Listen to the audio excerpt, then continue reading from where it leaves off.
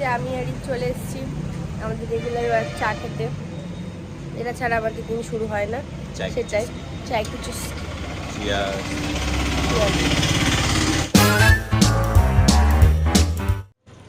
তো এই যে আমরা বেরিয়ে পড়েছি সবাই আমাদের থার্ড ডের স্পটগুলোতে যাওয়ার জন্য। তো চলো যাওয়া যাক, চলো।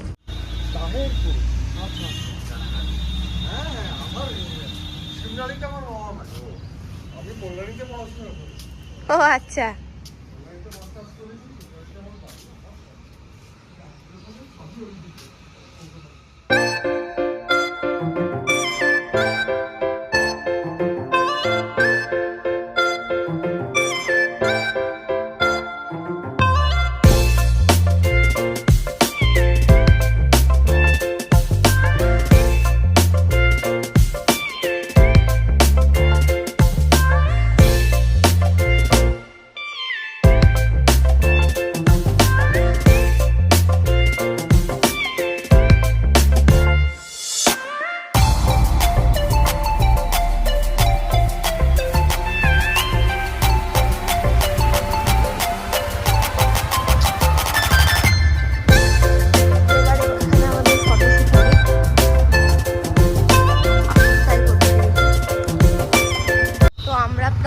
আমরা চলেই এসেছি মন্দিরে, প্রায় মন্দিরের সামনে চলে এসেছি। গাড়িটা এখন পার্কিং করব আমরা।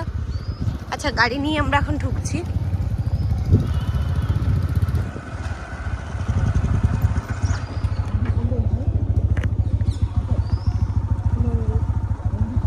তো এই যে আমরা পৌঁছে গেছি এই মন্দির। এখানে চারিপাশেই মন্দির আছে। এটাও একটা মন্দির।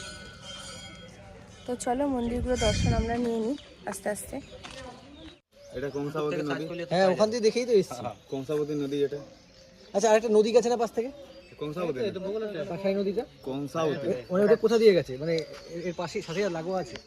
নদীতে যাওয়ার একটা রাস্তা দেখছিলাম আমি, গলি গলি দিয়ে নিচে। না, ওটা সাইডে চলে যাচ্ছে, তো সাইডে চলে যাচ্ছে। এখান দিয়ে নামতে হবে।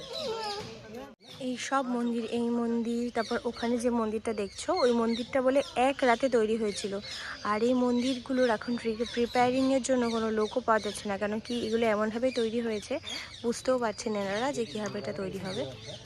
এইটাও যাচ্ছে একটা শিব মন্দির। এখানে ম্যাক্সিমাম মন্দিরগুলোই শিব ঠাকুরেরই আছে। তোমরা দেখো প্রচুর আদি মূর্তি, এগুলো প্রচুর আদি, মানে ব্রিটিশ আমল বা সেন যুগের এরকম কোনো কিছুর ভেতরে হবে।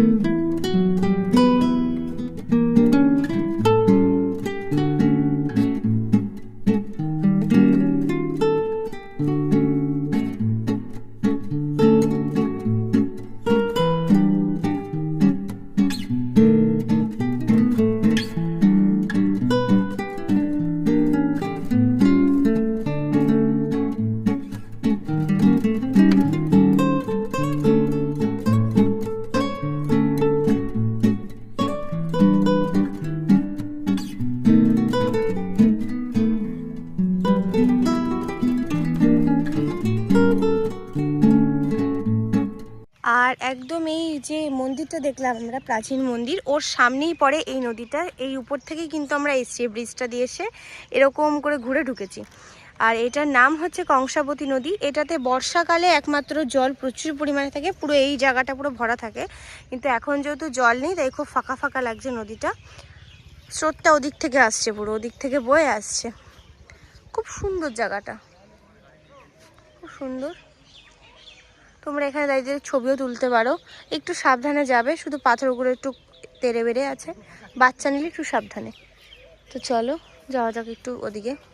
তো দেখো জায়গাটা কত সুন্দর, কতটা বিউটিফুল। এখানে ছোট্ট খুব একটা জায়গাটা খুব সুন্দর। এ দেখো তোমরা,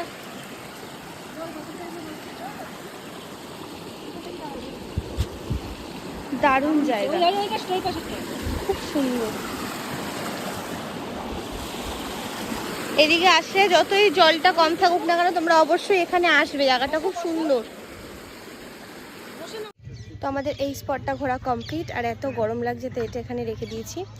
তো আমরা এখন যাব নেক্সট স্পটে, তো চলো যাওয়া যাক।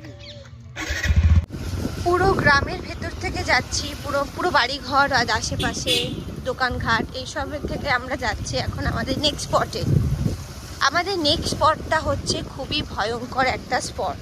হ্যাঁ, তোমরা ঠিক শুনেছ, নেক্সট স্পটটা হচ্ছে খুবই ভয়ঙ্কর একটা স্পট, যেটাতে গেলে গাটা ছমছম করবে আমাদের।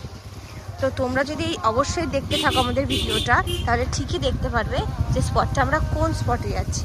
তো চলো। আচ্ছা, এই দেখো আমাদের ওই জায়গাটা যাওয়ার পথে পড়ছে এই ভাঙাচোরা রাস্তা, ঠিক আছে?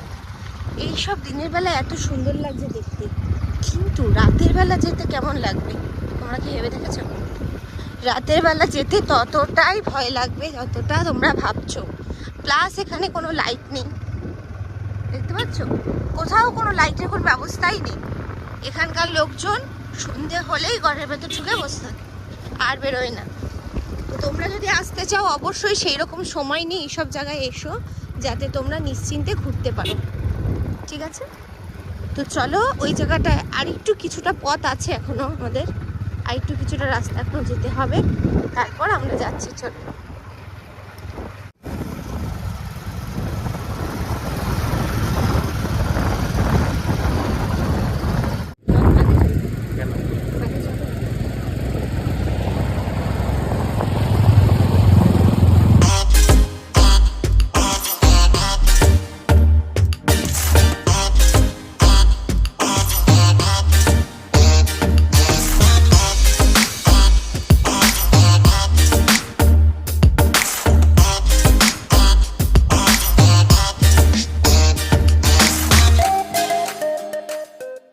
চলে এসেছি আমাদের নেক্সট স্পটটায়। হ্যাঁ, নেক্সট স্পটটা হচ্ছে কি আমাদের একটা ড্যাম, যেটার নাম হচ্ছে মরুকুমা ড্যাম। তো চলো ওটা দেখে নাও। এটার উপর এই নিচ থেকেও যাওয়া যায়, বাট আমরা উপরে উঠে এসেছি। তো দেখো কি সুন্দর ভিউ, দেখেছো? বাঙালিদের কাছে এটা সুইজারল্যান্ডের মতোই সত্যি লাগবে। দেখো দারুণ দারুণ, দেখেছো কত সুন্দর, বেশ পাহাড়টা দুদিক থেকে এসছে।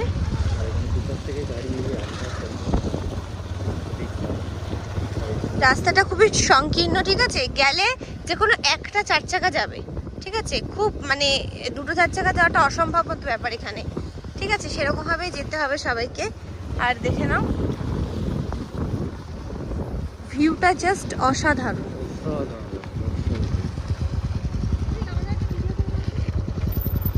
আমি ভিডিও করছি অলরেডি।